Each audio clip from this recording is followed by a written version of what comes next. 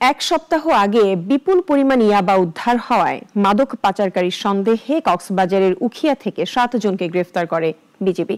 তাদের বিরুদ্ধে মামলাও দায়ের করা হয়েছে। তবে অভিযুক্ত ও পরিবারের দাবি, শত্রুপক্ষের ষড়যন্ত্র ও অপতথ্যের কারণে মাদকের সাথে জড়িয়ে পড়েছে তাদের নাম।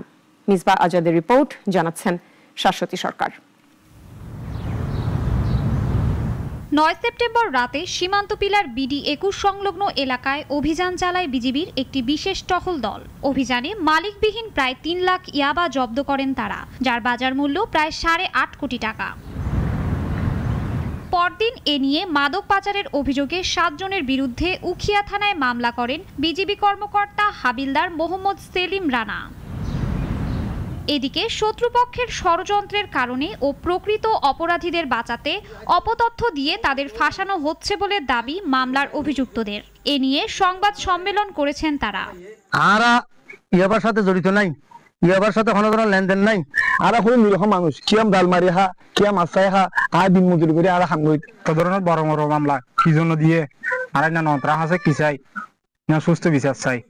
তারা বলেন, হাবিলদার সেলিম রানা এর আগেও বিভিন্ন সময় মামলার ভয়ভীতি দেখিয়ে হুমকি দিয়েছেন তাদের। বালাহালি নাকি মালদা যায় ইনামাদা আরারে জড়িত ইয়াবা দরজা ইনামাদা আরারে নাম দিয়ে মানে আসামিরে চাই যাই মেল্লা বলি হয় আসামিরে মানি আর মাঝে জড়াই। আমাদের ভাই সবাই 6 জন 7 জন এদেরকে ফাঁসাই দিছে। এ ব্যাপারে মামলার বাদী মোহাম্মদ সেলিম রানার সাথে একাধিকবার যোগাযোগের চেষ্টা করেও তাকে পাওয়া যায়নি। তদন্ত সাপেক্ষে পরবর্তী আইনগত ব্যবস্থা নেওয়ার আশ্বাস কক্সবাজার ডিবি পুলিশের। তদন্ত যে জড়িত হোক, সেই জড়িত হোক, অন্য কেউ জড়িত হোক, যে জড়িত আমরা তাকে বিচারের আওতায় আনবো। যদি কেউ নিরপরাধ থাকে আমরা অযথা তাকে হয়রানি করবো না।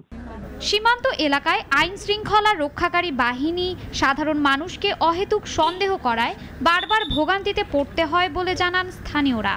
মাদক বিরোধী অভিযানে প্রকৃত অপরাধীদের শনাক্ত করে দ্রুত শাস্তির আওতায় আনার দাবি তাদের। শাশ্বতী সরকার, নাগরিক।